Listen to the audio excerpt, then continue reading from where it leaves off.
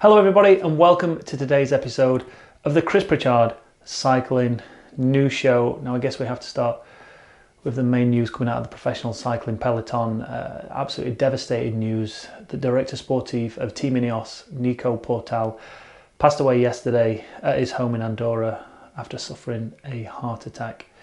The news broke from Team Ineos on their website where they put out this statement. It is with great sadness that we announce the passing of our much-loved teammate, colleague and friend Nico Portal, who died suddenly this afternoon at his home in Andorra. Nico Portal's professional cycling career started in 2001 with the French team AG2R before moving to Kirstepan, the Spanish team, in 2006 and ultimately finishing his professional cycling career as a cyclist in 2010 for Sky Pro Cycling. In that time, he competed in 7 Grand Tours, 15 classics, and his biggest result, a first place in stage 3 of the Criterium de Dauphiné back in 2004. After his retirement in 2010, after being diagnosed with an irregular heartbeat, Portal still wasn't done in the sport and became Team Sky Director Sportif, becoming one of the youngest DSs in the sport at only 34. The outpouring from race fans, organisations and his teammates and colleagues has just been unbelievable across social media. Let's take a look at a few of them now. Chris Froome tweeted, "My thoughts are with Nico's wife and children tonight. He was the kindest, happiest guy I knew and always lived life to the fullest. Rest in peace, Nico." Ben Swift tweeted, "Rest in peace, Nico. You are truly going to be missed. Such shocking news to hear this terrible news. You are gone far too soon, mate." Geraint Thomas, a man which may never have won the Tour de France without Nico Portal by his side, tweeted, "Can't quite get my head around it. It's too sad. Nico was so talented, warm, genuine, and always there when I needed him. He was more than my colleague, he was my friend."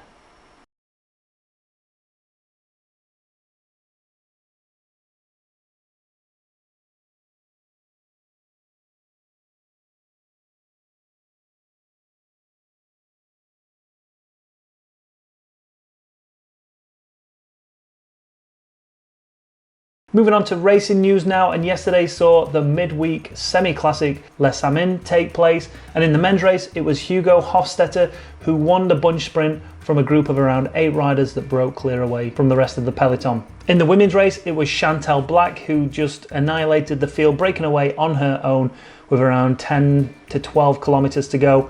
She came home in first place. Second place was Christine Majorus, and in third place was Abby May Parkinson from Great Britain. Next up, and an update to the UAE Tour, which got cancelled with 2 stages remaining after 2 people had contracted the coronavirus. A press release from the organisation says that 6 new coronavirus cases in the United Arab Emirates. The patients were connected to the 2 previously announced cases associated with the UAE Tour. The higher organising committee notifies that the Ministry of Health and Prevention, MOHAP, has announced 6 new cases of the coronavirus in the UAE on Tuesday. According to the statement released by the ministry, the new cases are being monitored under the World Health Organization standards, and the 6 individuals diagnosed with the new coronavirus include 2 Russians, 2 Italians, 1 German and 1 Colombian. The patients were connected to the 2 previously announced cases associated with the cycling event, the UAE Tour. In its statement, the ministry noted that all individuals within 2 quarantine hotels that had no direct contact with athletes and their administrative teams were examined, and that those that tested negative for the coronavirus were allowed to leave the hotel premises. Individuals currently quarantined will be re-examined and tested for the virus to ensure their utmost safety, adding that disinfection and sterilisation procedures will be carried out for all buildings, utilities and vehicles. Over on Twitter, La Flamme Rouge shines some more light on this situation, saying that riders actually in quarantine are the riders of UAE, Gazprom, FDJ and Cofidis. There is only 1 Colombian out there, and that is Gaviria. And sticking with the coronavirus, and La Flamme Rouge over on Twitter, they tweeted that the Italian press agency NSA just informed the Italian government is going to stop all sporting events that require crowds in less than 1 metre space for the next 30 days in all the country. Sporting events will be able to be held only behind closed doors in this period. If this will be in the final decree, no cycling event will surely be held in Italy in the month of March. So that means no Strada Bianchi, no Tirreno, no San Remo, no Binda and no Lacciano. Going on to say the only chance to not have cycling events blocked is that government decides that they don't fall into this category like the French government did with Paris-Nice. Now, whether these races go ahead or not, one team that potentially won't be there after they've requested to not take part in these events is Education First Pro Cycling. In a letter sent to the UCI president and the director of RCS, the race organisation, EF Pro Cycling asked if the race promoter has a robust containment and prevention strategy in place for the protection of both teams and the communities. Moving on to then propose a mutual agreement for the team's non-participation in the forthcoming Italian races.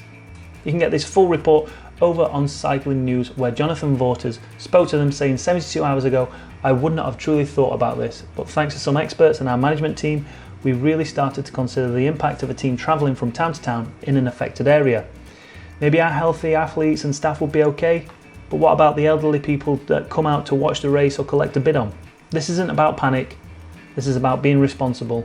We will be doing plenty of races this year, and if the races get rescheduled, or even if they come up with ways to eliminate the risk in present time, we will be there. And that's your fill of news for today. Please leave your comments down below about all the news stories that we've covered. I mean, really, we've only covered two in Nico Portal's devastating passing, and obviously the coronavirus that we joked about, that it was going to take over the world only a couple of weeks ago, and now it seems to be affecting the world in ways we never thought it would. The potential cancellation or postponement of Milan-San Remo, Strada Bianchi. Could we see potentially the Giro getting cancelled or postponed? And on top of that, there's now talks of the Olympics being postponed. And again, it was something that we joked about a few months ago, but it does look likely that the Olympics are going to be affected by this coronavirus. I'm sure a lot of you will be thinking we're making, not me personally, but media are making a massive mountain out of a molehill. Some will probably say only the strongest will survive, but if we can nip it in the bud and slow down the spread of it, surely it's a good thing, even if it comes at the cost of potential sponsors' money, race events, and other entertainment for us people who would be watching the racing. But leave your comments down below, let me know your thoughts on all the news stories that took place today. Thanks for watching. Make sure you hit that like button, hit that subscribe button. If you've not enjoyed the video for whatever reason, feel free to hit that dislike button. But above all, leave those comments down below. We'll be back again. See there.